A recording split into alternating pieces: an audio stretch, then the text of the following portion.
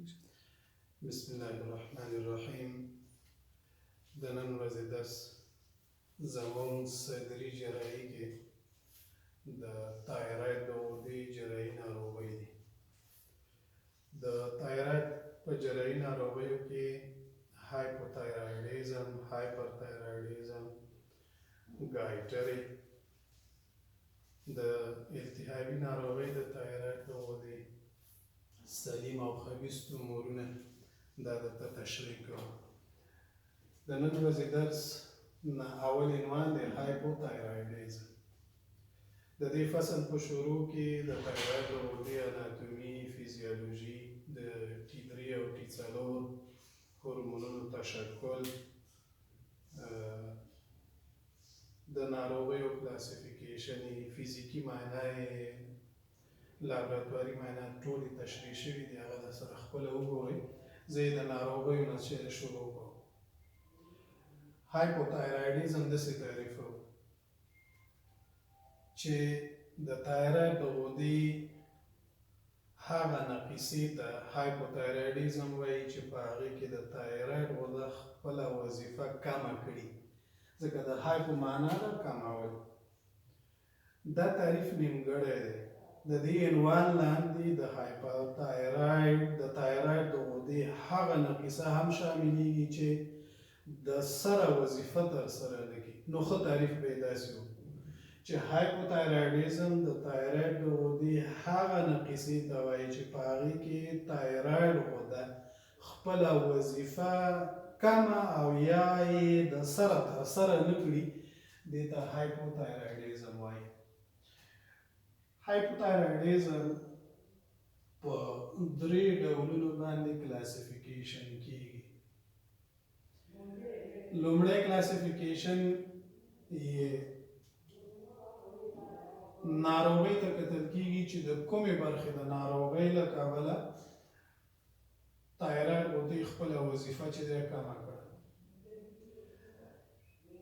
په دغې کلاسیفیکیشن کې مونږ دا په دریو برخو باندې ویشو: پرایمري، سیکنډري او ترشري. پرایمري دې ته وایي چې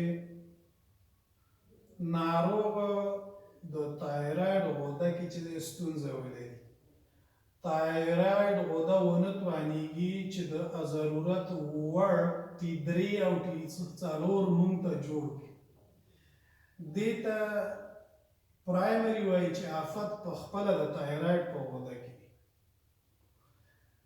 سیکنډري دې ته وایي چې د تایراید د غدې وظیفه دا د TSH هارمون لاندې چې دی تنظیمیږي، چې موږ ورته تایراید سټیمولیټینګ هارمون وایي. کله چې د TC او T4 لیول په دوران کې کمیږي، دا د پیټویټري ګلینډ نه راافرازېږي او تایراید غدې ته چې دی حکم کوي چې TC او T4 چې دی جوړ کړي. نو کله چې په پیټویټري ګلینډ کې ستونزه راشي او د دې ستونزې له کبله هغه مونږ ته TSH جوړ نه کاندي، سره له دې چې تایراید غده نارمل ده، په دې صورت کې هم چې د TC او T4 لیول کمیږي او هایپوتایرایډیزم منځته راځي. مثلا پیټویټري ګلینډ کې داسې تومور راغی چې د پیټویټري ګلینډ وظیفه یې خرابه کړه، نو TSH لیول چې دی کمیږي او نتیجه یې هایپوتایرایډیزم ده. یا عملیات شو، هایپوتایرایډیزم د پیټویټري ګلینډ د عملیات نه وروسته چې ریزیکشن شي دا پیټویټري ګلینډ دغه توموري آفت له کبله، نو بیا هم هایپوتایرایډیزم چې دی منځته راغی، ځکه TSH چې دی له منځه لاړ. نو زه به داسې ووایم چې سیکنډري هایپوتایرایډیزم دې ته وایي چې زمونږ نخامي غده یا پیټویټري ګلینډ کې ستونزه موجوده وي. ترشري ډول دې ته وایي چې زمونږ په هایپوتلاموس کې چې د ستونزه راشي، هایپوتلاموس په عدم کفایه باندې اخته شي، ځکه هایپوتلاموس دا د TRH په نام باندې یو هورمون چې دی افرازوي او هغه پیټویټري ګلینډ چې دی تحریکوي. نو کله چې هغه TRH د دې غدې نه افراز نشي، TSH نه افرازیږي بیا یې نتیجه چې د هایپوتایرایډیزم شو. نو زه به داسې ووایم که چېرته آفت په خپله غده کې و پرایمري د تایراید په غده کې و، که چېرته آفت چې دی په نخامیه غده کې و سیکنډري، او که آفت په هایپوتالاموس کې و دې ته ترشري وایي. د پرایمري هایپوتایرایډیزم د رامنځته کېدو دپاره مو دلته اسباب لیکلي دي چې په اډلټ هایپوتایرایډیزم کې وایي چې بیا تشریح کوو. دویم کلاسیفیکیشن یې چې دی په دې ډول کېږي چې د هایپوتایرایډیزم سره هم چې دی غور مل شوی دی، ګایټر مل سره ملګری دی او که نه. که چیرې د هایپوتایرایډیزم داسې ډول وي چې د هغې سره غور ملګری نو هغې ته ګایټرس هایپوتایرایډیزم، او که چیرې غور ورسره نه وي مل او هایپوتایرایډیزم موجود وي دې ته نان ګایټرس وایي. زه یې مثال کې واضح کړم. کله چې ایوډین کم شي یا د تایراید ضد درمل چې دی استعمال شي، چې دلته مې نومونه لیکلي لکه کاربیمازول، تایوسیانیټ، پارکولوریټ، لیتیم کاربونیټ، امیډارون، دا چې د استعمال شي دې ته ډرګ انډیوسډ هایپوتایرایډیزم وایي. د تایراید د غدې وظیفه او فانکشن چې دی دا کموي، او چې کم شو هایپوتایرایډیزم منځته راځي. یا دا دی چې مونږ هورمونونه لرو چې هغه د ټي سي او ټي 4 په تشکل کې له مونږ سره مرسته کوي، لکه پروکسیډیز چې کله دا نه وي ډس هارمونوجینیزس وي، یا د التهابي ناروغیو لکه هشیماتوس تایرویډایټس کې تایراید غده خپله وظیفه کموي، خپله وظیفه د لاسه ورکوي. نو په دې صورتونو کې تایراید غده موجوده ده، او چې کله یې فانکشن کم شي د فرد فعالیت له کبله چې دی کوشش کوي چې دفاع وکړه، ټي سي او ټي 4 راپوره کړه، فرد فعالیت د وجې نه غور تشکل کوي. نو دې ډول ته یې ګایټرس وایي. نان ګایټرس هایپوتایرایډیزم داسې دی چې د تایراید غده عملیات شو، د عملیات نه وروسته په داسې شکل عملیات شو چې ټوټل تایرایډوټومي شوه چې یوه برخه یې پاتې نه شوه، ټوله لرې شوه. نو ټوټل تایرایډوټومي نه وروسته هم چې دی طبیعي خبره ده چې تایراید غده نه وي، ټي سي او ټي 4 له کومه ځایه راجوړ شي. نو تایراید غده نشته چې هغه هایپرټروفای شي او وټه شي، غور نشته او ناروغ په هایپوتایرایډیزم باندې اخته دی. نو دویم کلاسیفیکیشن یې داسې دی چې دې سره غول شته، غور ملګری دی، او که غور نشته. دریم کلاسیفیکیشن یې د عمر په لحاظ باندې کېږي چې یو ته یې مونږ ولادي ډول وایو یا انفانټایل ټایپ، ځینې وخت کې ورته کریټینیزم وایي، چې د زیږون سره سم چې دی په ماشوم کې چې دی موجود وي، یا په فیټل لایف کې یا نیونیټل لایف نه چې دی شروع وکړه. نو دې ډول ته چې دی مونږ کانجنیټل ټایپ وایو چې د عمر په لحاظ په ماشومانو کې شو، نوي زیږېدلو ماشومانو کې. او بل یې د لویانو دی چې په کوچنیوالي کې نه وي او بیا وروسته په لویانو کې رامنځته شي، دې ته اډلټ هایپوتایرایډیزم وایي. همدغه ډول یې تشریح کوم. کریټینیزم یا د ماشومانو هایپوتایرایډیزم. دغه هایپوتایرایډیزم په دوه ډوله باندې لیدل کېږي. یو ته انډیمیک وایي چې ډېر عام وي، او بل یې سپوراډیک وي چې کله کله خال چې دی په یو فامیل کې چې دی لیدل کېږي. د انډیمیک ډول د راتلو علت چې دی د ایوډینو کموالی دی، یعنی د کانجنیټل ټایپ انډیمیک شکل چې عام وي په یوه ټولنه کې، یوه لویه ساحه چې دی در بر نیسي، په هغې ځای کې چې دی په غذایي موادو او په اوبو کې چې دی ایوډین کمبود موجود وي.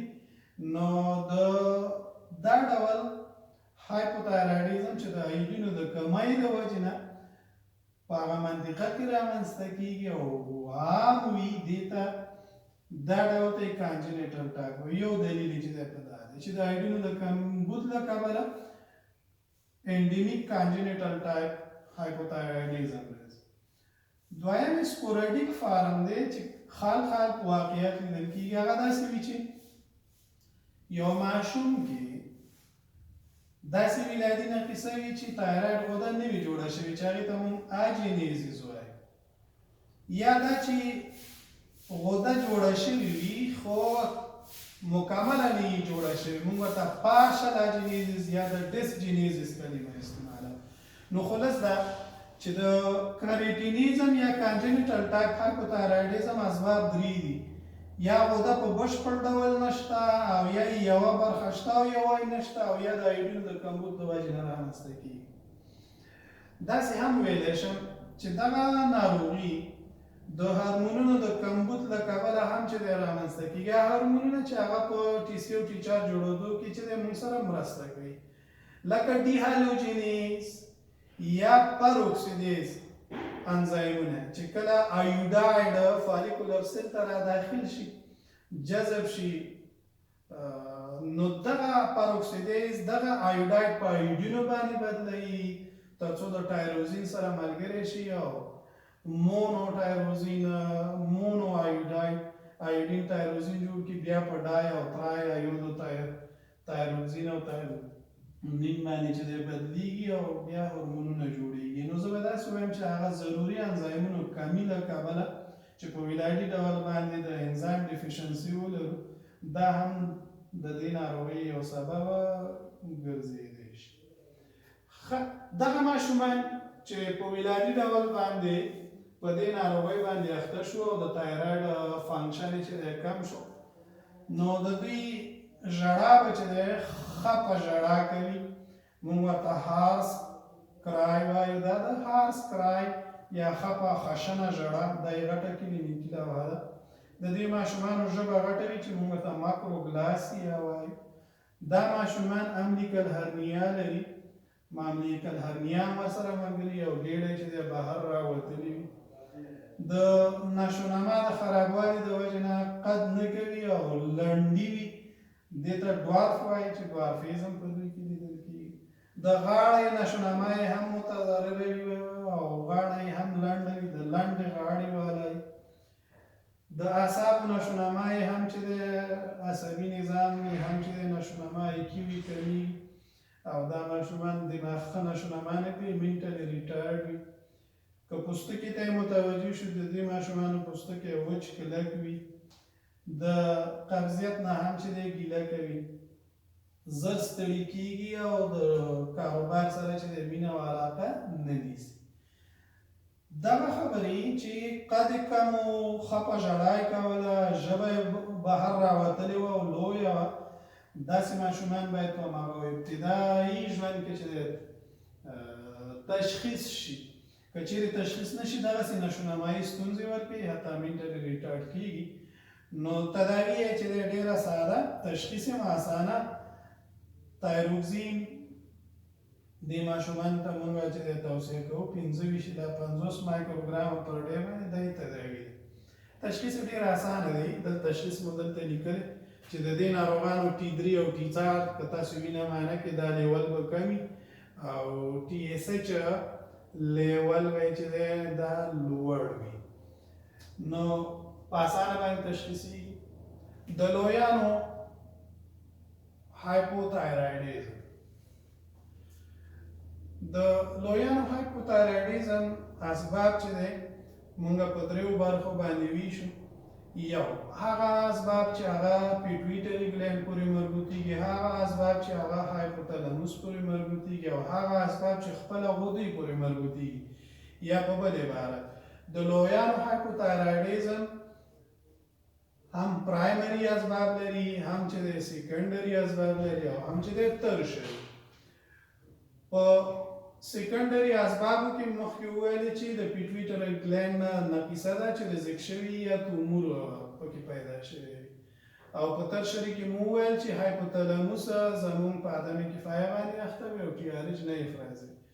پرایمري اسباب یې څه شي؟ پرایمري اسباب د اډل هایپوتایرایډیزم هغه د ایډینو کمی دی. د ایډینو د کمی د وجې نه دا ناروغان هایپوتایرایډیزم ته ځي. دویم ټوټل تایرایډکټومي ده چې کله تایرایډکټومي ترسره شي د هغې نه وروسته هایپوتایرایډیزم. یا ټوکسیک ګایټر لري او راډیو تیراپي تاسو کوئ، موږ ورته راډیو ابلیشن وایو. د دې نه وروسته چې غده دایمي خپله وظیفه د لاسه ورکوي. یا دا ناروغان انټي تایراید درمل اخلي چې نومونه یې دا دي: کاربیمازول، تایوسیاناید، پرکلوریټ، لیتیم کاربونیټ، امیډرول. یا په التهاب باندې اخته کېږي د تایراید غده، هاشیماتوس تایرویډایټس ورته وایي. په دې کې چې وظیفه کموي. داسې هورموني ستونزې که ولري، انزایم ډیفیشنسي، پاروکسیډیز ډیهایډروجینیز انزایم نه وي، دا هم چې د اډلټ هایپوتایرایډیزم چې د سبب ګرځي او دې ته پرایمري کاز وایي. تایراید اجینیزس او ډیسجینیزس چې تایراید بالکل نه وي او یا پارشل اجینیزس ولري، دا هم د پرایمري ډول د هایپوتایرایډیزم چې په لویانو کې لیدل کېږي رامنځته کېږي. یا دا ناروغان د ګایټروجن مواد او غذایي موادو څخه استفاده کوي، لکه شلغم چې تایوسیانیټ لري، یا کرم. د براسیکا فامیل نباتات د دوی استعمال دا هم چې د ټي سي او د چار د جوړېدو مخه نیسي او ناروغ چې په اډلټ ټایپ هایپوتایرایډیزم باندې اخته کېږي. یعنې هغه څوک چې کرم ډېر استعمالوي، شلغم خوري، په دې ناروغۍ باندې د اخته کېدو چانس شته. کلینیکي لوحه د دې لپاره چې کلینیکي لوحه یې درسته زده کړو، سیستماتیک ډول باندې چې درته وویشو او تر څو یې زده کړه درته اسانه شي. عمومي اعراض د اډلټ هایپوتایرایډیزم چې دی څه شي؟ دا ناروغان زر ستړي کېږي او زر ستړتیا چې دی د دوی د کلینیکي لوحې یوه برخه ده. دا ناروغان یخني کېږي او یخه هوا یې بده ایسېږي او تل کوشش کوي چې د بخارۍ څنګ کې ګرم ځای لټوي او ګرم موسم ورباندې چې دی ښه لګېږي. اوړي کې خوشحاله وي او ژمي کې چې دی خفه وي. دا ناروغان سره له دې چې اشتها یې کمیږي، خو بیا هم چې دی د ورځ تر بلې وزن اخلي او وزن یې زیاتېږي. د عضلاتي دردونو څخه هم شکایت کوي. دا ناروغان کارپل ټنل سنډروم باندې هم چې دی اخته کېږي چې میډین نرو انټراپمنټ دی، بیا به پرې خبره کوو.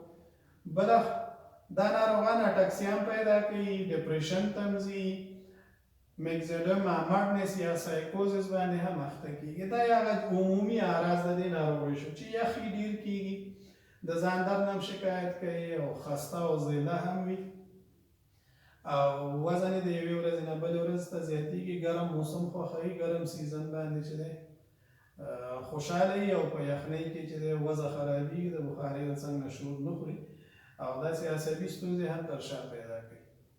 په قلبي سیستم کې د دې ناروغانو غټه نښه دا وي چې برډیکارډیا باندې اخته کېږي. حتی 30 تر 40 بیټس پر منټه پورې چې دی برډیکارډیا چې دی رامنځته کېږي.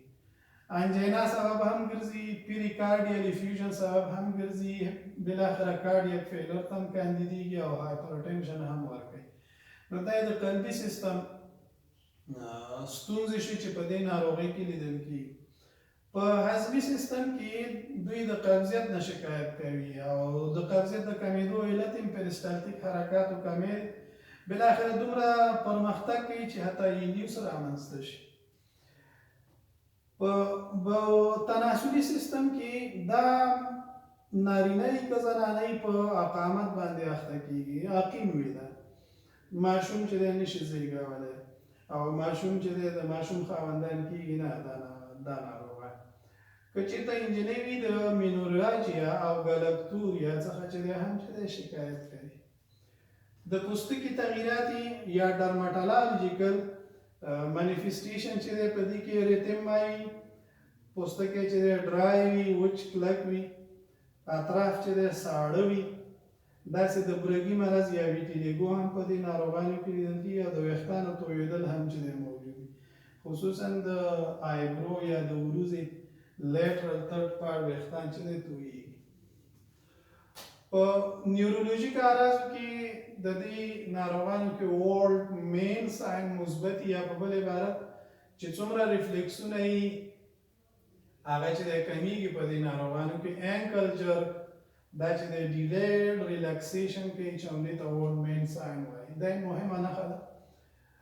د دوی نشونمایي ستونزو ته موږ مخکې اشاره وکړه چې د دوی غاړه به لنډه وي او ډورف به یې قد به چې دی ټیټ وي، داسې بلوغت ته ناوخته رسېږي او داسې د آی کیو د کموالي په دې ناروغانو کې چې موجود دي ډېر ساده وي چې موږ ورته منټل ریټارډیشن وایو. نور اضافي اعراض لکه پیری اوربیټل پوفاینس یا د وروځو چارچاپیره دا د اوربیټ چارچاپیره دغه ساحه چې پړسېدلې وي مخ چې ګرد وي داسې انیمیا هم چې لري دا ناروغان او ژبه یې هم چې غټه وي. تشخیص په دوی کې د هایپوتایرایډیزم کلینیکي لوحه کې د ټي سي او د ټي 4 لیول چې همیشه ټیټ وي.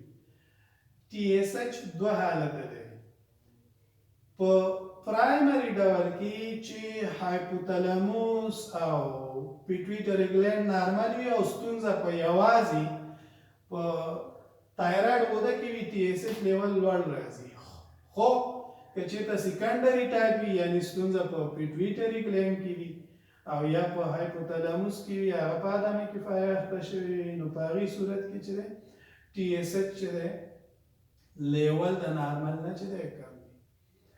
بله مهمه خبره دا ده چې په دې ناروغانو کې باید د تایراید ضد انټي په وینه کې چې دی تشخیص شي او اکثریت وخت کې موجود وي. نو دغه درې معاینات موږ سره چې په تشخیص کې مرسته کوي. تداوی د اډلټ ټایپ هایپوتایرایډیزم دوی ته موږ تایروکسین ورکوو یا ټي 4 ورکوو. دوز 0.1 نن تر 0.2 میلی ګرامه پر ډے باندې دا د دوی تراپیوټیک دوز ده. د دې سره ځواب وایي که عاجل دغه ته ضرورتي ځکه دا وروسته چې د ریلیز کېږي فنکشن کوي او فعال شکل یې ټي 3 دی. نو که چېرته په بیړې ته ضرورت و چې ریسپانس موږ زر لاسته راوړو نو بیا 20 مایکروګرامه د ټي 3 د ورځې 3 ځلې دې ناروغانو ته توصیه کېږي تر څو د هایپوتایرایډیزم کومه لویه کلینیکي لوحه چې د هغې مخنیوی وکړو. میکزوډیما کوما دا پرمختللی هایپوتایرایډیزم دی چې په هغې کې وظیفه مطلق له منځه ځي یعنې هیڅ وظیفه نه اجرا کوي او ناروغ چې دی کوما ته وړي نو ځکه ورته میکزوډیما کوما وایو. یعنی دلته د وظیفې کموالی نشته هایپو نه دی مطلق وظیفه ته منځه تللې او ډېره خرابه ناروغي ده. دا حالت ډېر وخیم حالت دی. 30 الی 80% ناروغان چې دی د میکزوډیما کوما له کبله چې د خپل ژوند د لاسه ورکوي.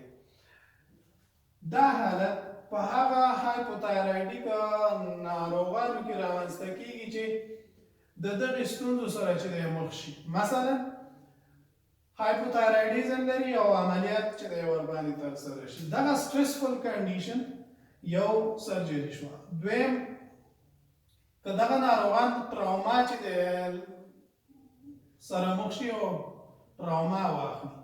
که دغه ناروغان چې هایپوتایرایډیزم لري نمونیا باندې اخته شي او یا یخ محل کې چې دی پرېږدي او یا سی ډي اے ورکړه. ځینې درمل هم چې د میکزوډیما کوما ته زمینه سازي کوي لکه د نارکوټکسو استعمال دوی کې مزاد استعمال د استعمال شي یا سیډیټیو ډرګس نه چې دوی استفاده وکړه او یا چې د انستیزیټیک ډرګس نه چې استفاده وکړه انستیزیټیک مواد دوی ته چې ضرورت پیدا شي او انستیزي نو دوی دا ناروغان میکزوډیما کوما ته ځي. زما هدف د میکزوډیما کوما نه دا دی چې دا وخت خلک هایپوترمیا ته ځي د دوی شعوري لیول چې دی دا خرابېږي الټر کانشیس لیول شعوري چې دی مختل کېږي څوک بیا نه پېژني. دا ناروغان چې دی هایپو وینټایلیشن باندې اخته کېږي ریسپایریټي فیلر ته ځي. دا ناروغان هایپوټینشن باندې اخته کېږي برډیکارډیا باندې اخته کېږي موږ ورته کارډیا ډسفنکشن وایو. نو هم تنفسي ستونزې او هم قلبي ستونزې هم د شعور زیات او هایپوترمیا داسې ډیلیریم په دې ناروغانو کې لیدل کېږي او هایپوګلایسیمیا ته هم چې دی ځي. دغه نښې په یو ناروغ کې چې شعوري مختل شي تنفسي عدم کفایه او قلبي عدم کفایې سره مخ شي هایپوګلایسیمیا هم ولري اطراف فوق العاده چې ساړه وي دې ته میکزوډیما کوما وایي. تداوی د دې کومانه د ناروغ د ایستلو ټي3 ده چې د ورید د لارې نه 10 الی 20 مایکروګرام بولس دوز باندې ورکول کیږي او بیا هر 8 ساعته بعد عین دوز چې دی تر هغې تکراریږي چې ناروغ د کوما څخه رابهر شي. بله مهمه خبره دا ده چې د دې دغه کې مونږ وویل چې کېدای شي 8 انټي بایوټیکانې ولري، نو د هغې دپاره آی وي هایدروکورتیزون یا سولیکورټیف چې دی ضرور دی او دوز یې هم لوړ 1 ګرام پر ډے د دغې سبب د مخنیوي په خاطر باندې چې ناروغ ته ورکول کېږي. دا ناروغان باید په تدریجي ډول باندې چې دی ګرم شي یعنی که د حرارت درجه 10 درجې د سانتیګریډ ته چې دی راټیټه شوې وي نو تدریجي ډول باندې ګرمولو ته ضرورت پیدا کوي. داسې د انتاني ناروغیو لکه هلته مونږ وویلې چې نمونیا باندې مخته وي د هغې د وجې نه نو دې ناروغانو ته چې دی انټي بیوټیک د زرقي انټي بیوټیک ورکول کېږي. چون دا ناروغان خوراک نشي کولی نو د بدن ضرورت او اړتیاوې او الکترولایتونه دا یې باید چې دی د ورید د لارې څخه پوره شي.